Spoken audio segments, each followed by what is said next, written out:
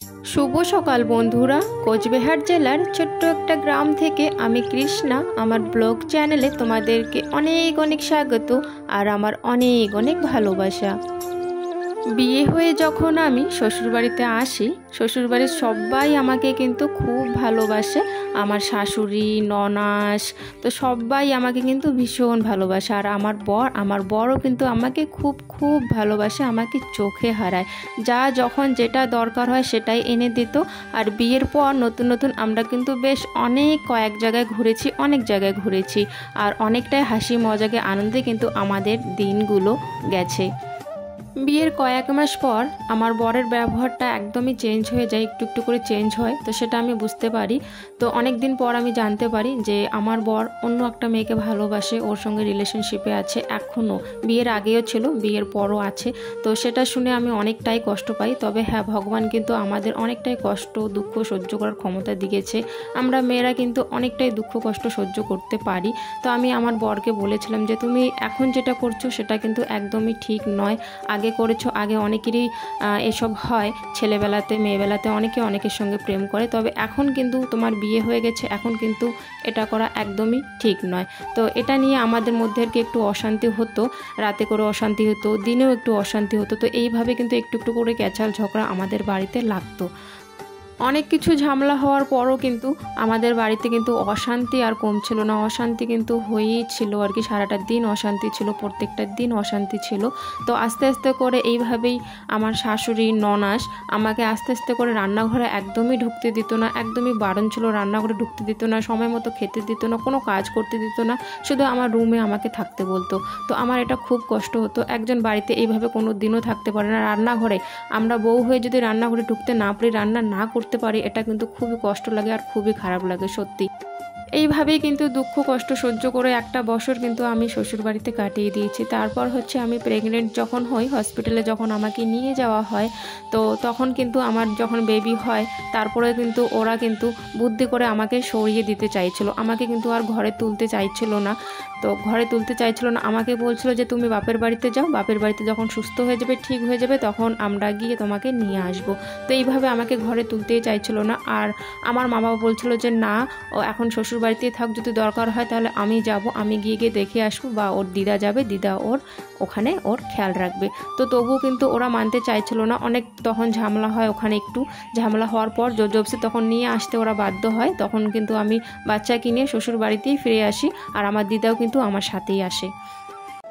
আর গাড়িতে করে বসে বসে আমি শুধু এটাই ভাবছিলাম যে বিয়ের পর যে আমি যখন এসেছিলাম তখন তো সবাই আমাকে ভীষণ ভালোবাসতো, সবাই খুব ভালোবাসতো আমাকে। তো সেটা কি একদমই শুধু দেখানোর জন্য ছিল, লোক দেখানোর জন্য ছিল, নাকি কোনো দিনও কি ও আমাকে মন থেকে ভালোবাসেনি? তো সেটাই ভাবছিলাম আর চোখে জল চলে আসছিল আমার। কোনো দিক দিয়ে যদি কপাল মন্দ থাকে তাহলে দেখবে সব দিক দিয়েই কিন্তু আমাদের খুব খারাপ অবস্থা থাকে, মানে দুঃখের উপরও দুঃখ, কষ্টের উপরও কিন্তু কষ্ট আসে, এটাই কিন্তু হয়। তো আমার যখন একটু বাচ্চাটা বড় হয়ে যায়, তারপরে হচ্ছে আমার বাচ্চাটার একটু সমস্যা হয়ে যায়। আসলে হচ্ছে 2-3 দিন ধরে জ্বর হচ্ছিল। তো জ্বর হওয়ার কারণে আমরা হচ্ছে ওকে হসপিটালে নিয়ে যাই যখন, তো ওখানে গিয়ে খুব সিরিয়াস অবস্থা হয়ে যায়, একদমই অজ্ঞান হয়ে যায়। তো অজ্ঞানটা হওয়ার পর হচ্ছে ওকে কিন্তু 3 দিন আইসিইউতে রাখা হয়। আস্তে আস্তে মানে আইসিইউতে রাখার পর আস্তে আস্তে জানি না কী হয়ে যায়। তো আগে কিন্তু খুব সুস্থই ছিল, একদমই সুস্থ, পুরোপুরি সুস্থ বাচ্চাই আর কি জন্মগ্রহণ করেছিল। তো তারপর আস্তে আস্তে ওর চোখে জানি না কী হয়ে যায়। তো আস্তে আস্তে ও দেখা মানে একদম বন্ধ করে দিচ্ছিল আর কি। তো ওর চোখে নাকি কেউ আর কি দেখাই দিচ্ছিল না, এরকম আর কি অন্ধকার অন্ধকার হয়ে যাচ্ছিল।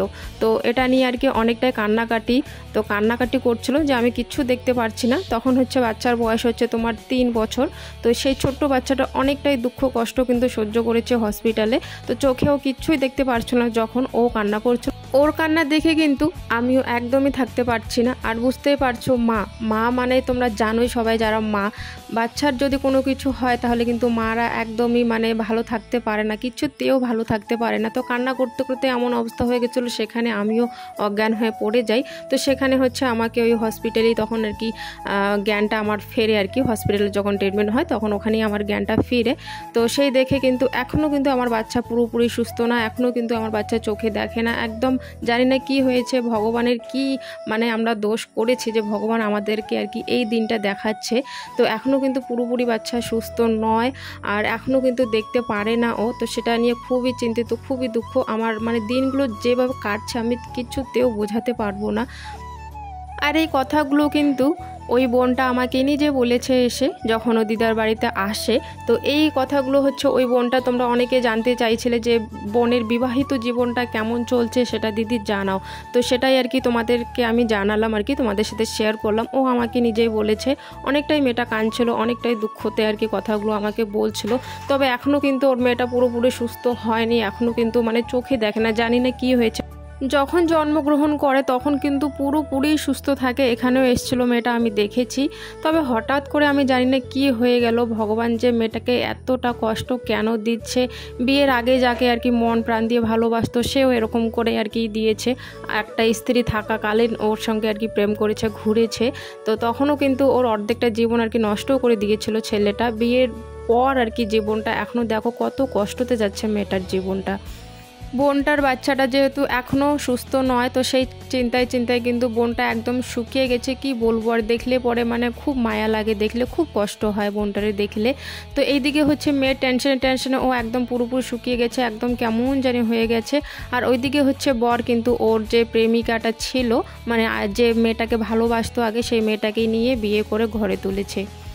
তার দ্বিতীয় স্ত্রীকে নিয়ে বোনটার সামনের কিন্তু রুমে তার বর উঠেছে। আর তার দ্বিতীয় স্ত্রীকে নিয়ে ফুলসজ্জার রাতে তাদের হাসি মজাকের ঠাট্টার আওয়াজ শুনে বোনটা কিন্তু তার মেয়েকে নিয়ে বিছানায় শুয়ে কিন্তু কান্নায় ভেসে দিচ্ছে। মানে কিচ্ছু ও বুঝতে পারছে না যে ওটা ওর সাথে কি হচ্ছে, না বাড়িতে যেতে পারছে না, শ্বশুরবাড়িতে ভালো করে থাকতে পারছে। তো খুব কষ্টতেই আছে বোনটা। তো কিছুদিন পর হচ্ছে কিন্তু ও বাড়িতে চলে আসে, মানে বাপের বাড়িতে চলে আসে। এখন কিন্তু বাপের বাড়িতেই আছে বোনটা তার মেয়েকে নিয়ে। কি করবে বলো, এরকম শ্বশুরবাড়িতে থেকে, যার বরটাই ওর না, তো সেই শ্বশুরবাড়িতে থেকে তো কোনো লাভ নেই, তাই না? তো সেই জন্যে হচ্ছে বাচ্চাটাকে নিয়ে কিন্তু চলে এসছে বাড়িতে, নিজের বাপের বাড়ি। আমি যখন এই কথাগুলো বোনটার মুখে শুনি, বিশ্বাস করো আমার খুব খারাপ লেগেছে। মানে একটা বাবা কি রকম, মানে এরকম কি করে হতে পারে যে তার সন্তানের প্রতি ওর কোনো কিচ্ছু মায়া নেই। ও শুধু ওর প্রেমিকার মানে খোঁজ খবর নিয়ে পড়ে থাকে, প্রেমিকাকে বিয়ে করে ঘরে তুলেছে। তবে সন্তানটা যে এরকম অবস্থায় আছে, একদম চোখের দৃষ্টি হারিয়ে ফেলেছে হঠাৎ করে, জানি না কি হয়েছে। তো এই রকম অবস্থায় সে আর একটা দ্বিতীয় বিয়ে কি করে করতে পারে? আমি তো সেটাই শুধু ভাবি, যে পুরুষ তার স্ত্রীর মায়া, স্ত্রীর কষ্ট, সন্তানের কষ্ট, মায়া কিচ্ছুটাই বোঝে না, তো সেই পুরুষ কোনো দিনও ভালো হতে পারে না। জানি না এখনকার বিবাহিত জীবনে ও সুখে আছে কি না, তবে ভগবান আছে, ভগবান উপর থেকে সবই দেখে। মেয়েটার কিন্তু এখন খুবই কষ্ট, যেহেতু বাপের বাড়ি তো সেরকম অবস্থা নেই, দিন করে দিন এনে আর কি খাওয়া, তো সেই রকম অবস্থা আর কি বাপের বাড়ির। তো এখন হচ্ছে একটা সন্তান, অসুস্থ সন্তানকে নিয়ে বাপের বাড়িতে পড়ে আছে মেয়েটা, তো খুবই কষ্টতে যাচ্ছে। বিয়ের আগেও অনেকটাই কষ্ট হয়েছে, আর বিয়ের পরও এখনও মেয়েটার অনেকটাই কষ্ট। জানি না ভগবান কবে দেখবে ওর দিকে, কবে চোখ তুলে তাকাবে। তবে ভগবানের কাছে এটাই প্রার্থনা করি, মেয়েটা যাতে ওর সুস্থ হয়ে যায় আর বোনটা যাতে একটা ভালো জীবনযাপন করতে পারে। তোমরা অনেকে জানতে চাইছিলে বোনটার বিবাহিত জীবনে বোনটা কেমন আছে। তো বোনটা সুখী নেই গো, বিবাহিত জীবন ওর এরকম সমস্যা আর কি। তো যাই হোক বন্ধুরা, যা হয়েছে সবটাই তোমাদেরকে কিন্তু আমি খুলে বলেছি, যা জানি বোনটার সম্পর্কে আর কি। তো এইদিকে দেখো আবার সন্ধ্যা হয়ে গেছে, সবাই মিলে আমরা আম খাবো এখন। আম ওর বাবা এখন ছুলে দিচ্ছে আমাদেরকে। রান্নাঘরে চলে এসেছি, দুপুরে একটু ডাল আছে, তবে ডালের সাথে যে কি খাবো আর কিছু নেই। তো সেই জন্য হচ্ছে ওই যে কয়েকটা আলু কেটে নিলাম ছোট ছোট, আর হচ্ছে তোমার এই যে এগুলো হচ্ছে তোমার ছোলা কচু আর কি, ছোলা কচু একটু কেটে নিয়েছি, এগুলো আর কি ভাজা করা হবে। আর ডাল তো আছে একটু, ওইসব দিয়ে আর কি রাতে আর কি খাওয়া হবে এইসব দিয়ে। এইদিকে আমাদের খাওয়া দাওয়া হয়ে গেছে, আর মশারি কিন্তু টাঙানো হয়ে গেছে। তো ঘুমানোর আগে আমি কি করছি বলো তো, যেহেতু 3-4 দিন ধরে আমাদের এদিকে খুব বৃষ্টি কমার নাম নিচ্ছে না, তবে দুপুরবেলা একটু করে আর কি কমে। তো রোদ তো সেরকম উঠে না। আমার যা নাইটি আছে, যা পেটিকোট আছে সব ভিজে, কালকে মানে কি পরবো সেরকম পরার মতো আমার নাইটি নেই। তো তাই আর কি সারা রাত তো ফ্যান চলবেই, তো সেই জন্য আর কি মশারির উপরে আর কি এইভাবে আর কি হালকা হালকা ভিজে আছে, তো এইভাবে মশারির উপরে দিয়ে দিচ্ছি। সারা রাত কিন্তু ফ্যানের হাওয়ায় কিন্তু অনেকটাই শুকিয়ে যাবে, তো সেই জন্য এই ব্যবস্থা করা। দেখো সব জামা কাপড় দিয়ে দিচ্ছি, আর প্রীতি আবার হচ্ছে ওর প্যান্ট একটা ওইদিকে দিয়ে দিয়েছে মশারির উপরে। বর্ষাকালে জানো তো এই রকমই হয়, বর্ষাকালে যখন কাপড় জামা না শুকোয় না তখন আমি এই ব্যবস্থায় করি, তখন রাতে করে হচ্ছে ফ্যানের তলায় সব কাপড় জামা এইভাবে আর কি মেলে দেই। এই যে আমার কাপড় হচ্ছে আমি মেলে দিয়েছি, এখানে মশারির উপরেই মেলে দিয়েছি। এই যে কারণ হচ্ছে এই কাপড় জামাগুলো যদি না শুকায় আজকে কালকে পরার মতো কিছু নেই, তাহলে আর কি হচ্ছে তোমার ওই চুড়িদার এসবে পরে থাকতে হবে, আর এখন ওই সব বাড়িতে পরে থাকতে ভালো লাগে না। তো সেই জন্য হচ্ছে দুটোই নাইটি, এই দুটো নাইটি এখন আমি এখানে আর কি ফ্যান যেহেতু চলবে তো সেই জন্য হচ্ছে এখানে আর কি মেলে দিয়েছি আর কি।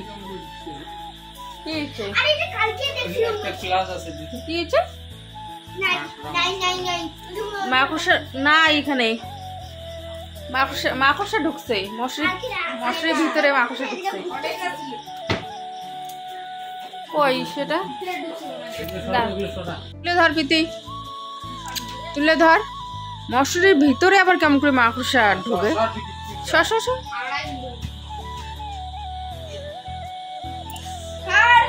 মশাও ঢুকতেছে।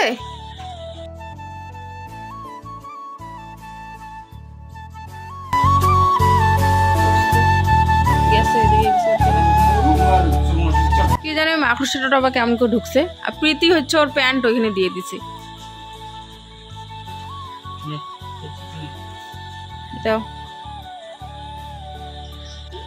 তো বন্ধুরা এখন বাজে হচ্ছে 9:30, আর 9:30 বাজে খাওয়া দাওয়া শেষ হয়ে গেছে, মশারি টাঙানো শেষ হয়ে গেছে। তো এখন হচ্ছে আমরা ঘুমাবো। তো যাই হোক, কালকে হচ্ছে তোমাদের সাথে আবারও দেখা হচ্ছে নতুন একটা ব্লগের সাথে। তো সবাই ভালো থেকো, সুস্থ থেকো। তো দেখা হচ্ছে আগামীকাল। টাটা।